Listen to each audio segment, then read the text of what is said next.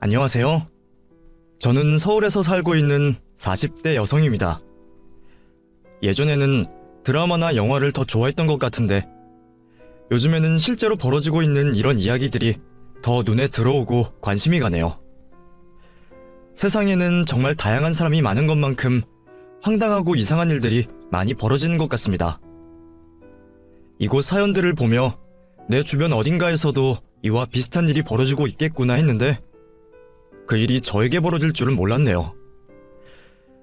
그래서 한동안은 마음 정리하느라 일에 집중을 하고 있어서 이곳에 찾아오지 못했는데 이렇게 애청자에서 사연을 들려드리는 사람의 입장이 되어 돌아왔습니다. 그럼 어떤 일이 있었는지 여러분들께 말씀드려보겠습니다. 저희 집 가족 구성원은 저와 부모님 그리고 저보다 3살 어린 여동생 이렇게 4식구였습니다.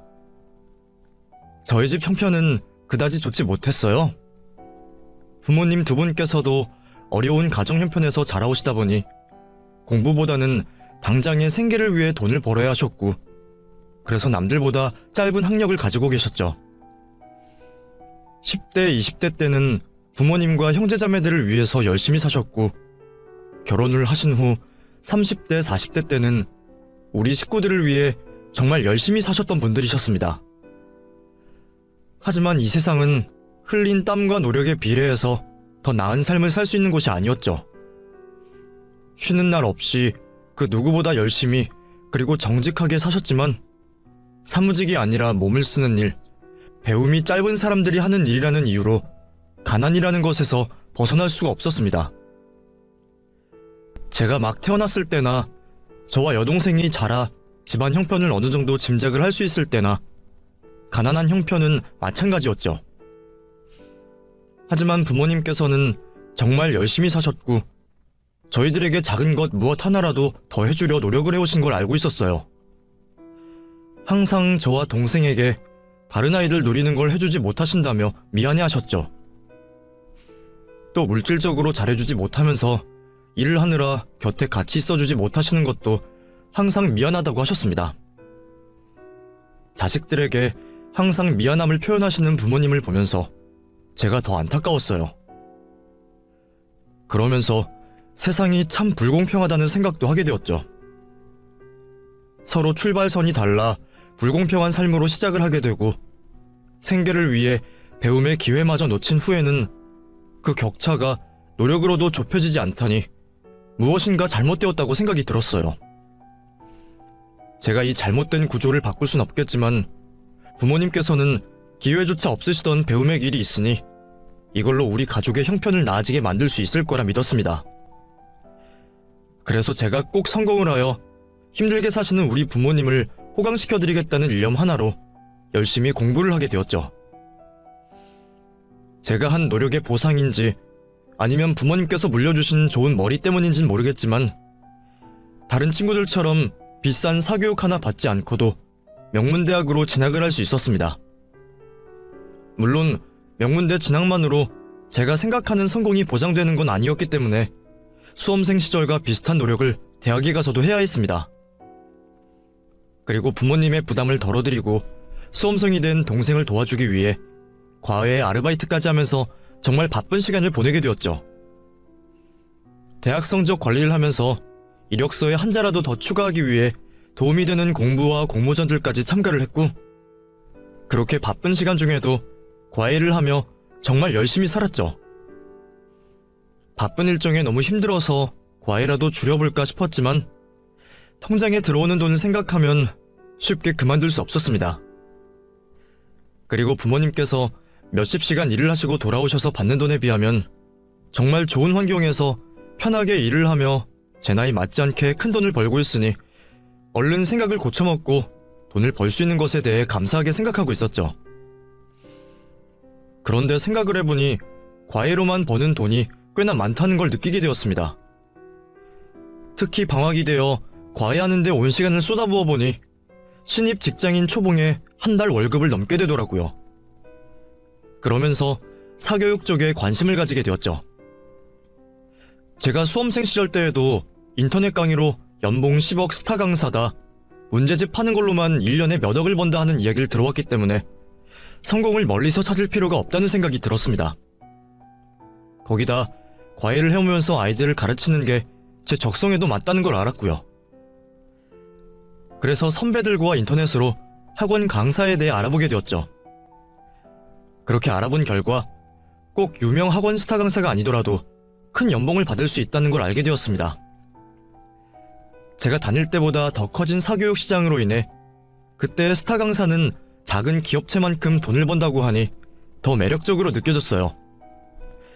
물론 학원 강사가 된다고 다 돈을 잘 버는 건 아니었지만 내 노력의 여부와 능력에 따라 대기업 회사원보다 더 이른 나이에 성공을 할 수 있다는 걸 알 수가 있었죠. 수천 수만 명이 되는 학원 강사들 가운데 제가 잘 된다는 보장은 없었지만 그렇다고 안 될 거라는 것도 없었습니다. 스타 강사는 꿈도 꾸지 않았고 유명 학원가에서 일만 할 수 있게 되어도 성공이다 싶어 학원 강사를 꿈꾸게 되었죠. 학원 강사를 목표로 대학생 시절 경력도 쌓고 공부도 하면서 꿈에 다가가려고 했습니다. 그리고 제가 했던 과외 경력으로 인해 강남의 아주 작은 학원에서부터 학원 강사 일을 시작할 수 있었죠. 그 후 밤낮 가리지 않고 학원 일을 최우선 순위로 두고 일에 매달린 결과 한 해 한 해 더 큰 학원으로 옮길 수 있었고 더 많은 연봉을 받을 수 있었죠. 그렇게 대학 졸업 후 학원 일에만 온 신경을 쓰고 일을 해오다 보니 강사 경력 15년 만에 나름 알아주는 학원 강사가 되어 있었고 연봉 또한 이전에는 상상도 할 수 없을 만큼 벌게 되었어요. 제가 목표로 삼았던 꿈보다 더 나은 모습에 제가 되어 있었죠. 그리고 평생의 바람이던 부모님을 좋은 곳에서 편히 모실 수 있었습니다. 하지만 얻는 게 있으면 잃는 게 있는 것처럼 경제적인 성공을 하게 되며 그 외에 많은 것들을 잃거나 포기했었죠. 그중 하나가 연애와 결혼이었습니다. 제 주위에는 이미 다들 결혼을 한 상태였고 자녀를 둔 사람들도 있었어요. 결혼을 하지 않은 사람들도 있었지만 다들 연애 정도는 하면서 살아왔고 저와 다르게 자신들이 스스로 결혼과 연애를 거부하는 사람들이었죠. 저는 성공하겠다는 일념 하나로 살아오다 20, 30대 평범한 여자들이 즐겨야 하는 대부분의 것들을 포기했던 거였고요. 물론 정말 마음에 든 사람이 있었더라면 또 어떻게 되었을지 모르겠지만 말이죠. 어쨌든 목표하는 바 모든 것을 이루고 여유가 생긴 그때는 연애를 바라면서도 때를 놓친 것 같아 연애와 결혼 모두 반쯤은 포기한 상태로 지내게 되었습니다. 그런 저에게 한 남자가 먼저 대시를 해오게 되죠. 그때는 그 남자와의 만남이 제 인생의 가장 큰 후회가 될 거라고 생각하지 못했지만요. 그 남자를 만나게 된 건 학원 선생님들 전부 다 같이 점심 식사를 하는 자리였습니다. 다들 강의 준비와 공부로 바쁘다 보니 학원 기념일이나 축하할 일이 있어도 회식을 하진 않았어요. 보통 업무 메일로 공지를 하거나 축하하는 게 대부분인데 그날은 신년이기도 하고 작년도 성적과 매출이 급성장을 하여 축하하는 자리를 다 같이 하는 점심 식사로 대신하기로 했죠.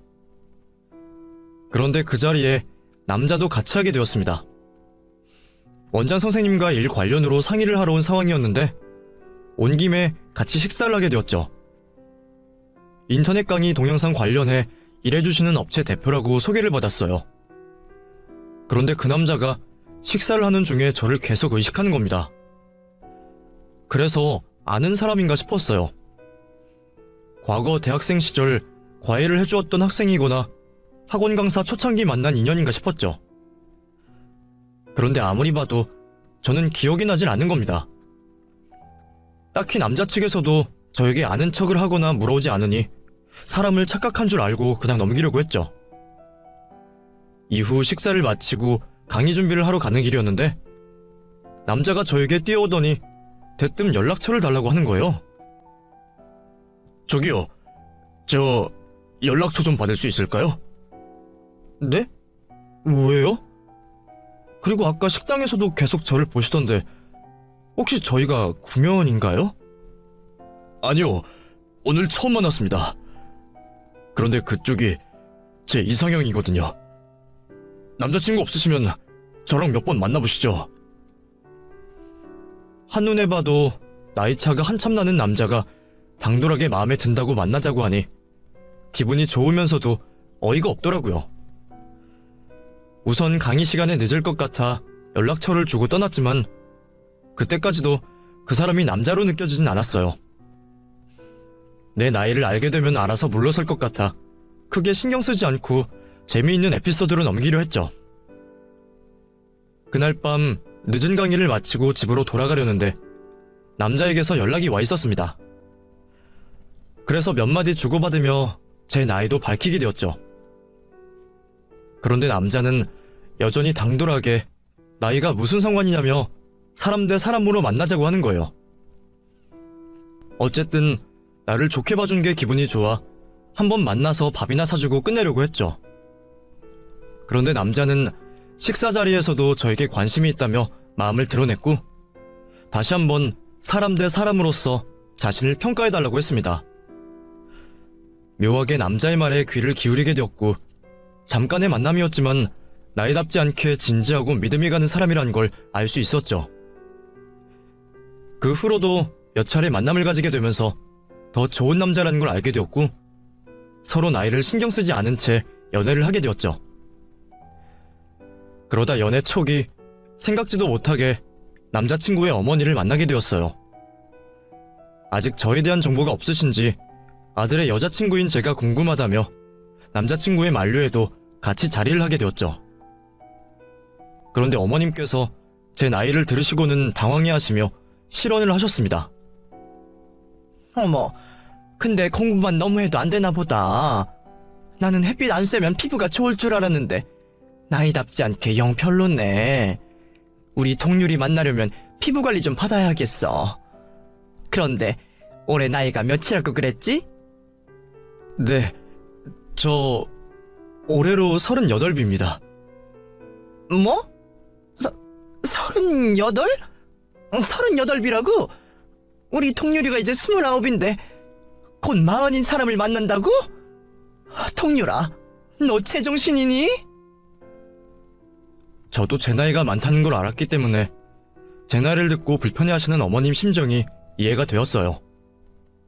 그런데 아무리 마음에 들지 않는다고 해도 그렇지 사람 있는 앞에서 대놓고 기분 나쁜 티를 내시는 어머님 때문에 너무 부끄러워 얼굴이 달아올랐죠. 그 후 함께 자리를 하는 동안 어머님께서는 머리에서 생각나시는 그대로 입 밖으로 말씀을 하시면서 저를 여러 번 곤혹스럽게 만들었어요. 그 일을 겪고 나서 남자친구의 어머님이 어떤 종류의 사람인지 알 수 있었죠. 지금 생각해보니 그때 앞날을 예측하고 더 심한 일을 겪기 전에 그만두었어야 했는데 그러지 못한 게 후회스럽네요. 그날 이후 어머님과 다시 또 만남을 가지게 될까 걱정을 했지만 다행히 함께하는 자리는 없었습니다. 이후 1년 반이라는 시간 동안 저는 남자친구와 만남을 가지게 되었죠. 어머님을 제외하면 남자친구는 정말 좋은 남자였어요. 저뿐만 아니라 다른 여자 어느 누구에게도 좋은 남자라고 생각될 만큼 여자친구인 저에게 잘해주었죠. 경제적인 능력은 부족하긴 했지만 남자친구가 제 나이를 신경 쓰지 않았던 것처럼 저 역시 남자친구의 경제적인 부분을 개의치 않아 했습니다. 사실 말만 대표지 업체 직원은 한 명이었고 늘어나는 경쟁 업체로 벌이가 좋진 않았거든요. 하지만 누구나 다 아쉬운 점이 있듯이 유일하게 있는 단점이었고 그 외에는 모든 게 제 이상형에 부합했습니다. 하지만 그런 남자와 연애를 하면서도 걱정을 할 수밖에 없었죠. 결혼을 한다고 해도 어머님의 반대가 예상되어 걱정이었고 결혼을 안 한다고 하면 헤어질 걸 알면서 이어지는 연애라고 생각이 들어 불안했습니다. 그런데 그때 남자친구가 프로포즈를 저에게 해왔어요. 프로포즈마저 제가 상상한 그대로의 모습이었기 때문에 감동을 받았지만 현실적인 이유가 생각이 나서 결국 거절을 하게 되었죠.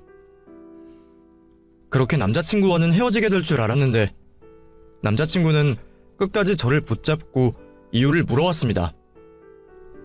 처음에는 애매하게 대답하던 저도 결국에는 솔직한 이유를 말하게 되었죠. 그러자 남자친구는 또다시 몇 날 며칠 동안 저를 설득시켰어요. 다른 것 신경 쓰지 말자고 말하며 자신이 어머님의 반대를 설득시켜보겠다면서 말이죠. 저 또한 남자친구를 놓치고 싶지 않았기 때문에 다시 한번 해오는 남자친구의 프로포즈를 받게 되었습니다. 저희 부모님께서는 평생 집안을 위해 고생을 해온 제가 시집을 가게 되었다면서 좋아하셨습니다. 그래서 인사를 하러 온 남자친구도 다른 걸 묻지 않고 이것저것 챙겨주시며 잘해주셨죠. 그 다음이 문제였어요. 첫 만남에서도 제 나이를 가지고 말이 많으시던 예비 시어머니께서 어떤 반응을 보이실지 걱정이 되었죠. 결혼을 위해서는 꼭 넘어야 하는 일이니 마음의 준비를 단단히 하고 찾아가게 되었습니다. 그리고 역시나 찬바람 쌩쌩 부는 예비 시어머니를 보게 되었죠. 제가 집으로 들어와도 소파에 앉아 보던 TV에서 눈을 돌리시지 않고 계시던 어머님께서는 따로 저를 맞을 준비를 하지 않으셨습니다. 아무리 나이 많은 제가 마음에 들지 않는다고 해도 자식 이기는 부모 없다고 아들이 데려온 사람을 위해 간단한 식사와 차는 준비해 주실 줄 알았는데 횡한 집을 보니 민망하더라고요. 그러자 남자친구가 민망한 상황을 만회해보려고 직접 식사상을 차리겠다고 했죠. 그러자 시모가 자리에서 일어나면서 궁시렁거리기 시작했습니다. 어머니께서 날짜를 착각하셨나 보다. 내가 간단하게 우리 3명이 먹을 밥 차릴게. 잠깐만 여기서 기다려. 통률이 네가 밥상을 차리긴 왜 차려? 애초에 집에 데리고 오지 않았으면 이럴 필요도 없었는데. 내가 밥 차릴 테니 너는 앉아있어.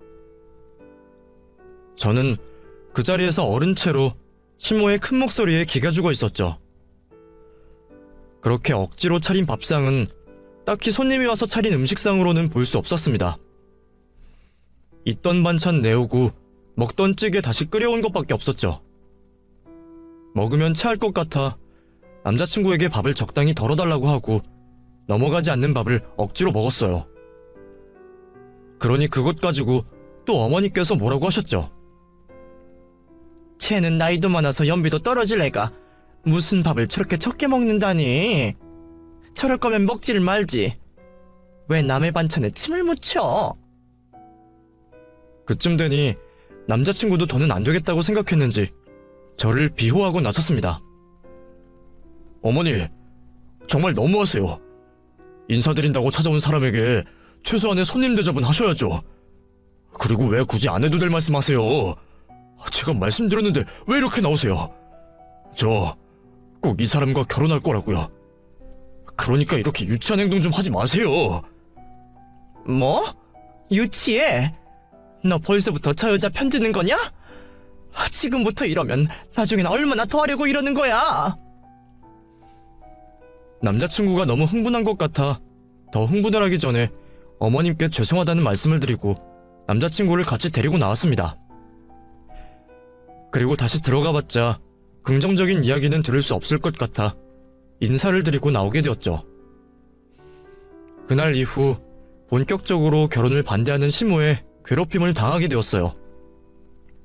내가 이렇게 해서 결혼을 해야 하나 싶을 정도로 저에게 자신의 아들 곁에서 떨어지라고 갖은 협박을 해오는 시모에게 시달림을 당하게 되었죠. 전화 문자 테러는 기본이었고 점심시간 학원 앞에서 저를 잡아다가 점심시간 내내 남자친구와 떨어지라며 요구를 하셨어요. 그렇게 시달림을 받다 보니 시모 때문에 없던 위장병도 생기고 원형 탈모도 왔습니다. 겉으로 보이는 상처가 그 정도였는데 마음의 상처는 얼마나 더 쓰리고 아프겠어요. 그런데 저도 평생 도끼 하나로 그 자리까지 올라와서 그런지 시모가 그런 행동을 할수록 기필코 결혼 승낙을 받겠다는 생각이 들었습니다. 그리고 시모에게 받은 상처를 남자친구가 대신 감싸줬기 때문에 시모의 시달림에 굴하지 않고 결혼의 뜻을 굽히지 않았죠. 무조건 버티고 있으면 부딪히기만 할 것 같아 시모의 마음을 누그러뜨리는 방법을 사용하기로 했습니다. 그래서 지극정성을 다해보기로 했죠. 애들 강의 준비하느라 정신없는 와중에 시모가 좋아하는 음식들 리스트를 받아 직접 요리를 해서 아침마다 가져다 놓기도 해봤습니다. 그랬더니 효과가 있는 건지 시모가 학원으로 찾아오지 않았고 전화와 문자를 해오는 횟수가 눈에 띄게 줄었어요.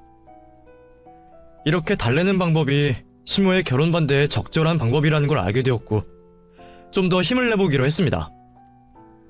그래서 시모의 취향에 맞는 선물들을 준비해서 남자친구가 집에 없는 사이 찾아가게 되었죠. 제가 가져온 선물을 보시며 환하게 웃음을 짓던 시모는 이내 제가 앞에 있다는 걸 깨닫고 표정 관리를 했어요. 그리고 또다시 결혼은 안 된다며 결혼 반대의 의사를 나타냈습니다. 그런데 차가운 목소리와 달리 눈은 계속 제가 선물해온 것들에 가 있더라고요. 제가 그 모습을 눈치챈 것 같아 하자 시모는 민망한지 제 손을 잡고 자기 아들 좀 정신 차리게 해달라고 부탁을 해왔습니다. 예, 정이야. 너가 우리 통유리보다 어른이니까 뭐가 옳은 행동이고 옳지 않은 행동인지 알 거 아니니. 우리 통유리가 아직 철이 덜 들어서 나중에 후회할 짓 하는 거야. 나이 한참 많은 네가 잘 타이르고 우리 통유리 바른 길로 보내줘야 하지 않겠니? 제발 네가 통유리한테 말 좀 해줘. 도대체 뭐가 옳은 일이고 뭐가 바른 길이라고 하는 건지, 그렇다면 제가 남자친구와 결혼하는 게 올바르지 못한 일이고 나쁜 길이라고 하는 건데 듣고 보니 기분이 너무 나쁘더라고요. 그렇다고 화를 낼 수는 없어서 최대한 예의 차려서 말에 반박을 했죠. 그랬더니 시모는 그게 기분이 나빴던 것 같아요.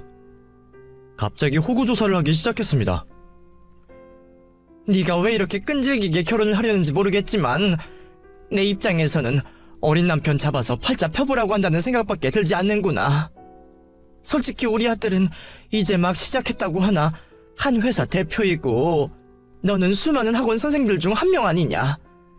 그것도 나이가 많아서 잘려도 한참 일찍 잘릴 텐데 젊은 남편 옆에 딱 붙어서 편하게 살려는 속셈인 걸 모를 것 같아? 어머님, 저 어떤 남자든 그 남자 잡아서 팔자 필 생각 없어요.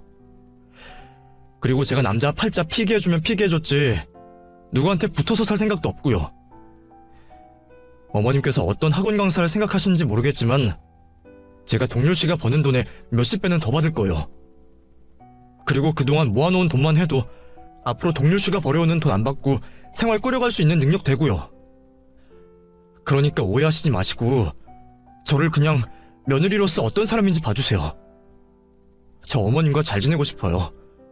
제 남자친구의 어머님이시고 결혼하면 시어머니가 되실 분 잘 모시고 살고 싶다고요. 나이 빼고는 다 자신 있었기 때문에 시모를 붙잡고 제가 살아온 인생과 쌓아온 경력 그리고 경제적인 능력을 짐작할 수 있게 설명을 하게 되었습니다. 남자친구와는 비교할 수 없을 정도로의 나은 사람이라는 걸 알자 시모는 당황하기 시작했죠.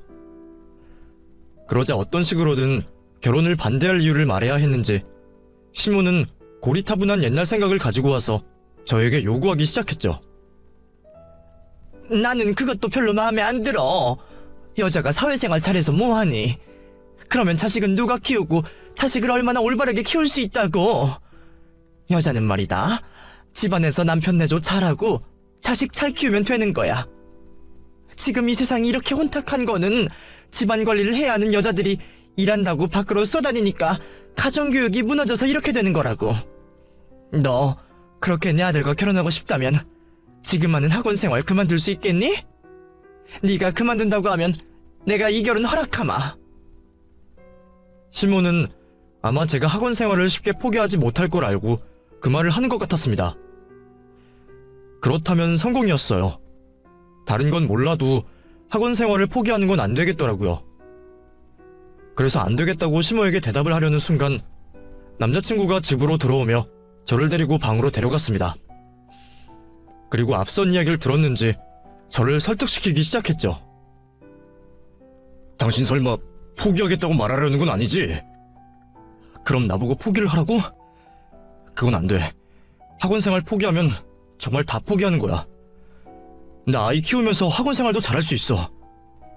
내가 평생 어떻게 하면서 여기까지 왔는데 내 전부인 걸 포기해. 그래, 무슨 말인지 알아. 나도 당신 학원 생활 그만두는 건 원하지 않고. 근데 지금 어머니 앞에서 사실대로 말할 필요가 있겠냐는 거야. 말만 그렇게 하고 그냥 다녀도 되잖아. 우선 그만뒀다고 거짓말하고 학원에서 또 학부모들이 하도 다시 나와달라고 해서 한다고 하면 뭐라고 하시겠어. 이미 결혼까지 앞마당에. 나도 당연히 바람 잡을 거고. 그냥 지금 어머니 말씀 따르는 척만 하자. 방금 당신도 들었잖아. 어머니께서 결혼 허락하겠다고 한 거. 남자친구의 그 말대로 하기로 했어요. 손가락으로 약속까지 걸며 결혼 후 시모의 횡포를 막아주겠다고 하니 결혼을 위해 거짓말을 하기로 했죠. 그렇게 시모에게 고심을 하는 척하며 학원 강사직을 내려놓겠다고 말했습니다. 그러자 제가 설마 자신의 말을 들을 줄 몰랐던 시모는 크게 놀랐죠. 어찌되었든 자기가 한 말이 있으니 결혼을 반대한다는 말은 못했어요. 대신에 다른 방법으로 저와 남자친구의 결혼을 무산시키려 노력을 했죠. 이전까지는 궁금해하지 않던 제 건강을 염려하며 같이 건강검진을 받으러 가자고 하더라고요. 내가 결혼을 허락하고 나니 그제서야 몇 가지 생각나는 게 있다더라. 너 나이가 있는데 갑자기 세상 뜨면 우리 동률이는 뭐가 되니? 나랑 같이 건강검진 받고 결과 좀 확인해보자. 결혼하고 나서 애 못 가지는 것도 이혼 사유가 돼요. 그러니까 애 가질 수 있나 확인도 해보고 뭐든 확실히 확인하고 가는 게 맞지. 건강검진이야 학원에서 매년 하기도 하고 사비로 추가적인 검사를 받고 있었으니 당연히 문제가 되지 않았어요. 그러자 시모는 또 다른 수를 생각해냈죠. 솔직히 네 나이가 되는 동안 결혼 한 번 안 했다는 게 이해가 되지 않는구나. 그 전에 한 번 갔다 오고 아닌 척 뻔뻔하게 나와 동률이를 속이고 있을 수도 있지 않니? 네 말대로 그렇게 잘난 너인데 왜 남자가 없었겠어? 혼인관계 증명서 떼면 네가 한 번 갔다 왔는지 두 번을 갔다 왔는지 알 수 있다고 하니 점심시간 이용해서 나랑 같이 떼서 확인해보자. 여자로서 상처가 되는 말을 하는 예비 시모에게 화가 났지만 그래도 참고 버텼습니다. 정말 참기 어려운 상황이 여러 번 반복되었지만 그때마다 마음속으로 남자친구와 결혼하고 나서 두고 보자며 참고 또 참았죠. 그렇게 하루에도 몇 번씩 마음다짐을 새로이 하던 중에 드디어 시모가 결혼을 허락한다는 전화 연락을 해왔습니다. 마음고생을 하면서 시모가 하라는 대로 하다 보니 고생 끝에 결실을 보게 되었던 거죠. 거기다 시모는 저에게 완전히 마음의 문을 열은 건지 선물까지 준비를 했다 말했습니다. 저에게 시간 편할 때 아무 때나 연락을 주고 집에 와달라고 했지만 혹시 지체를 했다가 시모가 또 변심을 할까 싶어서 그날 당장 찾아가기로 했어요. 그렇게 퇴근을 하고 남자친구와 함께 설레는 마음으로 시모가 있는 집으로 가게 되었죠. 그날 처음으로 시모에게 밥상다운 밥상을 받아볼 수 있었어요. 식사를 다 마치고 난 후 정리를 하고 남자친구와 계획해둔 결혼 준비를 시모에게 설명하려고 했는데 뭐가 그리 급한지 시모가 준비한 선물을 지금 주겠다고 했습니다. 저에게 태도가 바뀐 시모가 준비했다는 선물에 내심 기대를 할 수밖에 없었고 저에게 건네주는 선물을 받았죠. 뭐하니? 풀어보지 않고. 여기서 풀어봐도 될까요? 그럼 내가 있는 앞에서 풀어봐야 하는 선물인데. 그때까지만 해도 얼마나 소중한 선물이길래 당신 앞에서 풀어보라는 건지 싶었죠. 잔뜩 기대를 한 상태로 선물 상자를 열어봤는데 그곳에는 봉투 한 장, 칼 한 자루, 그리고 부동산 계약서가 있었어요. 사실 선물이라고 하기에는 모두 생소한 물건들이었죠. 칼은 신혼선물로 주신다고 해도 봉투와 부동산 계약서는 좀처럼 무슨 선물인지 알 수가 없었어요. 그래서 시모를 쳐다보며 이게 무슨 의미로 한 선물인지 물어보게 되었죠. 어머님, 지금 저한테 주신 선물이요. 제가 이해가 안 가서 그런데 이게 다 뭐예요? 다 선물이지. 너는 학원 선생이라는 사람이 이렇게 이해력이 딸려서 어떡하니? 내가 일일이 다 설명을 해줘야겠어? 민망하게. 죄송해요. 아무리 생각해도 이게 다 뭔가 싶었어요. 특히 다른 건 어떻게든 끼워 맞춰 보겠는데 이 흰 봉투는 도저히 모르겠네요. 내가 설명해 줄 테니까 잘 듣고 그대로 해라. 알겠지? 우선 거기 칼의 의미는 너도 많이 들어봤을 거다. 이제 네가 우리 박씨 집안 사람이 되는 거니 너희 친정과는 연을 끊으라는 의미로 선물한 거야. 요즘 며느리들은 명절, 어버이날 등등 시댁 부모님이나 친정 부모님이나 똑같이 한다며. 난 그렇게 하는 거 이해 못한다.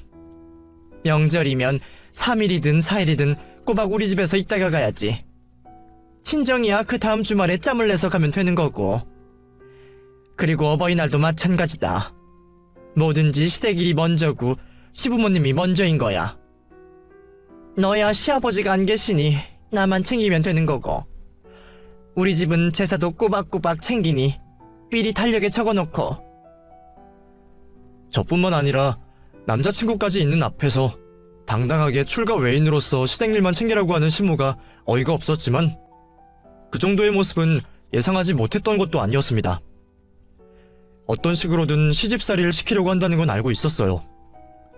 다만 이렇게 뻔뻔하게 대놓고 요구를 할 줄은 몰랐었죠. 그래서 그건 문제가 되지 않았어요. 다만 이 다음 이어질 봉투와 부동산 계약서 선물의 의미는 얼마나 더 어이가 없는 요구일지 걱정이 되었죠.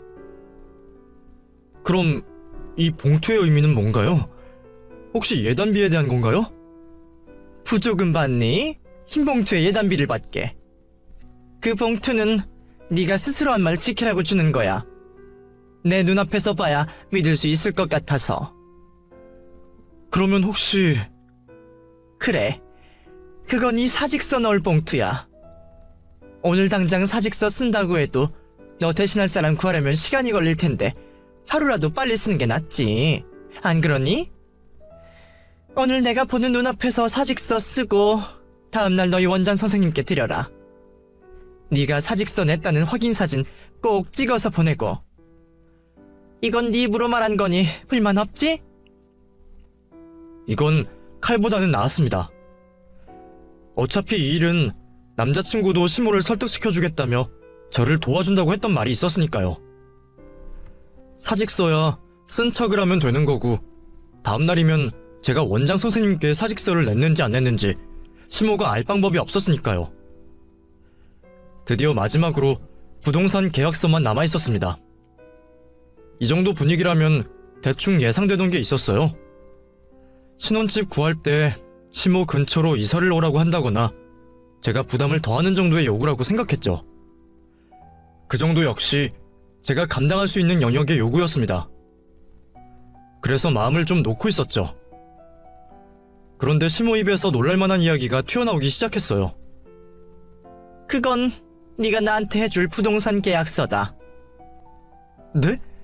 제가 어머님께 할 부동산 계약서라고요? 그래, 쉽게 말해서 예단이라고 생각하면 될 거야. 내가 곱게 키운 아들 네가 억지로 데려간다는데 그 정도 해와야 되지 않겠니? 솔직히 네 나이에 어린 남편 얻게 된 거면 내가 요구하는 집 한 트럭은 가져와야 하는 거지. 안 그래? 이 정도면 나도 많이 양보하고 배려해 준 거야. 어느 시어머니가 늙은 며느리를 보고 싶겠니? 네가 밖에서는 얼마나 잘 나가는지 몰라도 결국에는 그 잘난 모습 다 먹어치우는 큰 결점이 있으니까 지금까지 결혼을 못한 거 아니겠니? 그런 네가 어리고 얼굴도 잘생긴 우리 아들 데려가는데 그에 걸맞는 값은 치르고 데려가야지. 그리고 내가 원하는 집도 엄청 으리으리한 집도 아니고, 내가 들어보니까 강남에 공원 있고 천도 있고 거기다 시민운동장 있는 동네가 있더라. 거기 운동장을 내 나이 또래들이 많이 이용한다고 하니 그쪽에서 지내면 친구 사귀기도 편할 것 같고 여러모로 살기 좋을 것 같아. 신축도 많이 들어와서 괜찮은 집 많다고 하니까 재테크 이런 거 신경 쓰지 말고 한 30평대 높은 층으로 해서 하나 구해와라. 너가 학원 때문에 바쁘다면 내가 직접 돌아봐도 되니까 그거 가지고 너무 신경 쓰지 않아도 되고. 그 어이없는 말을 듣게 되니 기가 차지도 않더라고요. 시모하는 말에 전부 예스로 받아주니까 저를 완전 자기 밥으로 생각하는 것 같았습니다. 아무리 제가 돈을 잘 벌고 모아둔 돈이 많다고 해도 강남 그 노른자 땅에 30평대 아파트를 예단으로 해오라고 하는 건 말이 되지 않는다고 생각했어요. 시모 표정을 보아하니 농담은 아닌 것 같았습니다. 그래서 제가 아파트를 예단으로 해오면 시댁에서는 저희 집에 무엇을 해줄 거냐며 물어보게 되었죠. 원하시는 아파트 제가 해오면 어머님께서는 저희 집에 뭘 해주실 거예요? 제가 해오는 아파트값만큼은 안 되더라도 그 반 정도는 되어야 할 것 같은데요. 뭐? 너 지금 제정신으로 말하는 거니? 이 결혼 누가 매달려서 하는 건데? 내가 반대한다고 했을 때 물러났으면 나도 이렇게 요구하지 않았다. 근데 네가 하고 싶다며? 그러면 참말 말고 내가 해오라는 대로 할 것이지. 무슨 참말이 이렇게 많아? 내가 아까도 말했지. 너 지금 나가봐라. 우리 통유리 같은 아이 네가 만날 수 있을 것 같아? 여자가 네 나이면 배 나오고 머리 까진 남자 만나야 할 때야. 네가 아무리 잘났다고 해도 그게 네 분수에 만든 상대라고. 이런 어처구니 없는 결혼을 승낙해주면 기면서 감사하다고 말을 해야지. 어디서 예물을 해오라 말아야. 시모는 이번에도 제 나이를 걸고 넘어졌습니다. 저도 더는 참지를 못하겠더라고요. 그래서 시모가 말을 하는 동안 기분 나쁜 티를 팍팍 냈죠. 기가 막혀 열불이 터진다는 걸 보여주려 손으로 부채질도 하고 한숨도 턱턱 내쉬었습니다. 그러자 제 행동을 보고 기분이 나빴던 시모가 무슨 짓이냐며 화를 내기 시작했죠. 너 지금 시어머니 앞에서 기분 나쁜 티를 다 내는 거니? 내가 네 친구야? 어디서 싸가지 없는 행동을 해? 그러면 이런 말 듣고 기분 좋을 사람이 있어요? 아무리 아들이 소중하다고 하지만 저도 저희 부모님께는 소중한 딸이에요. 그럼 뭐든 적당히 하셔야죠. 이건 좀 아니잖아요. 제발 뭘 말씀하실 때 생각이라는 걸 하시고 말씀하세요. 듣는 사람 감정도 신경 쓰시라고요. 저도 이번에는 물러설 수가 없었습니다. 이번에도 제가 어쩔 수 없다며 시모 뜻대로 한다면 앞으로의 결혼 생활이 내내 계속 이런 식으로 흘러가게 될 테니까요. 그래서 시모가 하는 말 모두를 받아치려고 준비를 하고 있었죠. 그런데 갑자기 제 몸이 끌어당겨졌습니다. 옆에서 듣고 있던 남자친구가 제 팔을 잡고 자신의 방으로 끌고 간 거죠. 너무 갑자기 벌어진 일이고 남자친구가 제 팔을 아프게 잡아 놀랄 수밖에 없었어요. 아, 팔 좀 놓고 해. 갑자기 왜 이래? 지금 뭐 하는 거야? 우리 결혼 안 할 거야? 그냥 알겠다고 하면 될 걸 왜 서서 문제를 일으키려고 해? 그러면 저 소리를 듣고도 내가 가만히 있어야 하는 거니? 너희 어머니께서 해오라고 하면 난 거부도 못하고 무조건 해와야 해? 당신도 지금 바로 옆에서 들었잖아. 아니, 지금까지 어머님께서 나한테 어떤 말들 하신지 알고 있잖아. 그런데도 그런 말이 나와? 남자친구가 갑자기 왜 이러나 싶었습니다. 지금까지 저에게 잘하던 남자친구가 아주 잠깐 시모에게 말대꾸를 하고 반항을 했다는 이유만으로 제 탓을 하려고 했어요. 실망스러운 태도를 보이는 남자친구에게 서운함을 토로하고 있었는데 제 이야기를 듣고 있던 남자친구가 화를 내기 시작했습니다. 그렇다고 그 잠깐을 못 참아. 이제 다 왔잖아. 허락만 받으면 되는 걸 가지고 왜 그깟 자존심을 세우고 그래? 결혼만 하면 지금 무슨 말을 듣든 무슨 약속을 하든 상관없는 상황인데 왜 괜히 어머니 성질을 건드려서 다시 처음부터 시작하게 만들어? 나이도 많은 사람이 어른 비위도 못 맞추고 이게 뭐야? 솔직히 지금까지 잘 참아오길래 앞으로 결혼 생활 하면서도 어머니랑 부딪힐 일 없을 거라고 생각했어. 근데 나 아까 당신이 어머니한테 하는 모습 보면서 당신한테 좀 실망했어. 당신 기분 아는데 우선은 결혼 허락이 중요하니까 밖에 나가면 어머니한테 무조건 잘못했다고 해. 기분 나빠서 더 심한 말 하더라도 다 알겠다고 하라고. 남자친구에게 그 말을 들으니까 그제서야 정신이 번쩍 차려졌습니다. 아니죠. 이 남자의 밑바닥에 있는 본심을 알겠더라고요. 지금까지 제가 예비시모에게 받아온 모진 말들과 수모를 누구보다 잘 알면서 위로는 못해줄 망정 짜증을 내고 시모 편을 들고 있다니 남자친구 한 명만 바라보고 여기까지 참고 있던 건데 더 이상은 못 해먹겠더라고요. 저에 비하면 빈손으로 장가오는 거나 다름이 없는 돈 주제에 그따위 말을 하는 걸 참을 수 없었습니다. 시모에게 수모를 당하면서도 겨우겨우 참고 있던 마음속 화가 남자친구의 말에 터지게 되었죠. 그래서 제 탓을 하는 남자친구의 얼굴을 머리로 그냥 박아버렸어요. 그리고 거실로 나가 저를 째려보고 있는 시모에게 그동안 당해왔던 일에 대한 분풀이를 하기 시작했죠. 왜? 동률이도 네가 잘못했다고 하지? 네가 아무리 나이가 많다고 해도 나까지 네 친구로 생각하면 어떡하니? 잘못 비는 거 보고 내가 용서해줄지 안 해줄지 생각해볼 테니 우선 와서 빌어라. 방에서 들리는 아들 말을 듣고 제가 또 수그리고 시모 밑으로 들어올 거라고 생각을 했나 봅니다. 아직도 제가 자신을 시어머니로 생각하고 있는 줄 알고 갑질을 하려고 했어요. 그 얄미운 얼굴이 너무 꼴보기가 싫어 시모 앞에 있던 밥그릇을 면상에다가 엎어버렸습니다. 빌어? 빌긴 내가 왜 빌어? 내가 이 결혼 이렇게까지 숙이고 들어와야 하는 거야? 당신 집안에 내가 며느리로 들어오면 감사하다고 무릎 꿇고 머리 조아려야 하는 판에. 야, 이게 뭐하는 짓이야? 이게 미쳤냐? 너 내 아들이랑 결혼 안 하겠다는 거야? 이게 정말 보자 하니까 지 나이 많다고 시어머니 될 사람을 아주 우습게 보네? 또 그놈의 나이.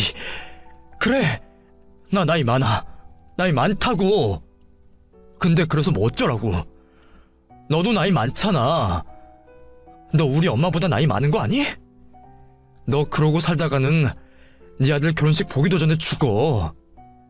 내가 더러워서 네 아들이랑 결혼 안 해. 별것도 없는 놈. 조건 하나 보지 않고 사람 하나 보려고 했는데 너 같은 시엄마 있는데 결혼하고 싶겠니? 그뿐이야. 네 아들도 똑같아.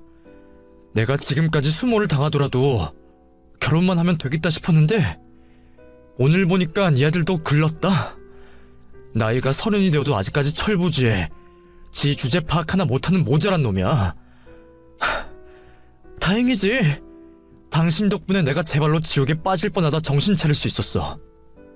그리고 뭐 선물? 내가 해오는 걸 가지고 선물이라고 해? 그럼 이건 내 선물이다. 씨. 저에게 욕을 먹고서도 아무 말 못하는 시모에게 제가 주는 선물이라며 시모가 건네준 봉투와 부동산 계약서를 찢어서 얼굴에다 뿌려버렸습니다. 그리고 이제 그 집을 나가려고 했죠. 그런데 저에게 얼굴을 맞아 코피를 흘리는 남자친구가 집을 나가려는 저를 잡아 세웠어요. 자기야, 미안해. 내가 잘못했어. 그러니까 이렇게 떠나지 마. 내 입장에서는 결혼이 코앞이니까 그랬던 거야. 지금까지 당신이 어머니한테 고생당하면서 한 게 있잖아. 그게 아까워서 그랬던 거라고. 결혼이 눈앞이라고 하니까 순간 답답해서 그랬어. 정말 잘못했어. 내가 다시는 당신 마음 아프게 하는 말과 행동하지 않을게. 이번만 용서해줘. 남자친구가 처음으로 저에게 무릎을 꿇고 코피를 흘리는 채로 미안해하며 사과를 하고 있었지만 방금 전 남자친구에게서 당한 일로 돌아선 마음은 변하지 않았습니다. 남자친구 일은 서로 간의 다툼이라고 생각하고 넘긴다고 해도 저런 생각, 저런 성격 가진 시모랑 어떻게 한 가족으로 살면서 얼굴 보고 살겠어요. 만약 남자친구와 결혼 생활을 한다고 해도 분명 나이 많은 제가 제 아들과 결혼해서 고마운 줄 알아야 한다며 감나라 배나라 간섭질을 할 게 분명했죠. 정신을 차린 마당에 또다시 실수를 반복할 수 없었습니다. 싫어. 내가 뭐가 모자라서 너랑 결혼해서 너네 엄마한테 무시를 당해야 하니? 여자가 연상이면 죄 짓는 거야? 그러면 나보다 경제적으로 한참 모자란 너는 무슨 죄를 지은 건데? 우리 집에 들어와서 무슨 무시를 당해야 하는 건데? 너가 잘한다고 해도 네 엄마 때문에 우리 결혼 생활 얼마 못해. 너도 네 엄마가 좋아하는 여자 만나서 행복하게 살아라. 그렇게 남자친구에게 이별을 통보하고 또다시 집을 떠나려는 순간 이번에는 지 아들 코피가 났다며 시모가 호들갑을 떨었어요. 뭐야, 동률이 너 왜 코에서 코피를 흘려? 이건 인연이 이렇게 한 거야? 야, 네가 뭔데 우리 귀한 아들 코에서 피가 나게 해? 인연이 정말 미쳤나? 동률이 너도 정신 차려. 늙어 빠져서 곧 할머니가 되려니 뭐가 좋다고 붙잡아. 전년보다 잘나면서 어린 여자 널리고 널렸다. 나이 많다고 유세 떨면서 친남편 패는 여자가 뭐가 좋다고 난리야. 너 전년이랑 살면 맨날 이 모양 이 꼴일 거야. 그러니까 그만해. 그냥 돌아서려고 하는데 심호하는 말이 거슬려서 도저히 그냥은 못 가겠더라고요. 분명 방금 전 주제를 알아차리게 말을 해줬는데 그새 까먹은 것 같아 다시 퍼부어졌죠. 꿈도 야무지시네. 도대체 뭘 믿고 네 아들이 그런 여자 만날 수 있을 거라고 생각하는 거야? 코딱지만한 사업체, 직원도 겨우 한 명이고 경쟁업체는 수두룩해서 언제 망할지도 모르는데. 그리고 당신 같은 시어머니가 있는데 누가 시집을 와? 성격이 지랄맞은데. 누가 들어와도 지 아들 귀하다고 여자 트집 잡아서 깎아내리고 뭐라도 하나 더 빼먹으려 할 거 아니야? 집에서 남 괴롭힐 생각할 시간 있으면 밖에 나가서 당신 아들 급이 얼마나 되는지 보고 나서 말해. 그리고 내 급은 어느 정도인지 당신 눈으로 확인해보고. 능력도 없으면서 욕심만 많아가지고 지 아들 결혼하는 걸로 한몫 단단히 챙기려고 해? 당신 그 나이 먹고 인생 그렇게 살지 마. 안 그래도 심술보 덕지덕지 붙어서 꼴 보기 싫은 얼굴 더 꼴 보기 싫게 만들지 말라고. 제가 하는 말이 틀린 말이 하나 없어서 그런지 아니면 괜히 말을 꺼냈다 본전도 못 찾을 듯 싶어서 말을 못하는 건지 모르겠지만 시모는 아무 말도 하지 않고 가만히 있더라고요. 이젠 정말 이 사람들과 같이 있는 게 지긋지긋하고 진이 빠져서 더는 못 있겠다 싶어 그 집을 떠나게 되었죠. 그렇게 악몽 같았던 시모와의 시간이 끝이 나게 되었어요. 물론 남자친구는 그날 이후에도 꾸준히 자신이 잘못했다며 그리고 시모도 반성을 하고 있다며 저를 붙잡으려 연락이 왔습니다. 미련이 남는 건 남자친구 쪽이었지 저는 시모에게 치가 떨릴 정도로 시달렸기 때문에 미련 하나 있지 않았어요.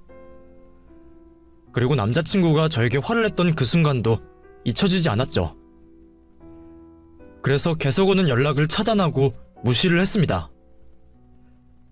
그리고 혹시나 불편한 마주침을 방지하고자 원장 선생님께 인터넷 강의 동영상 관련으로 문제가 너무 많은 것 같다며 핑계를 대고 더 나은 곳으로 계약을 하자고 건의를 했죠.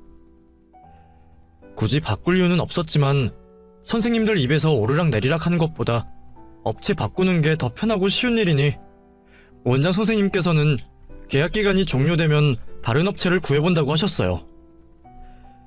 그렇게 남자친구와도 만약에 했을 만남을 방지하고 흔적을 완전히 지우게 되었고 지금까지 단 한 번도 마주치지 않고 있어요.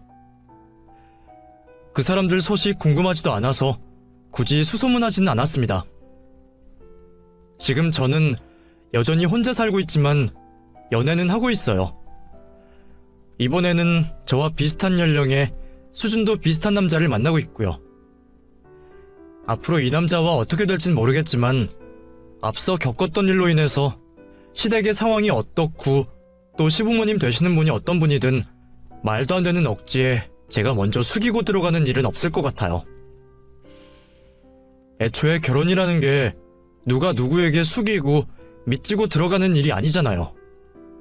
사랑하는 사람들끼리 결혼을 하는 거지. 저에게 늦었던 첫 연애는 실패했지만 이 일을 계기로 삼으려고 합니다. 그러다 보면 올해이든 내년이든 좋은 일이 생기겠죠. 제 이야기는 여기까지입니다. 그럼 시청해주셔서 감사하고 저도 다음 사연을 기다리도록 하겠습니다. 감사합니다.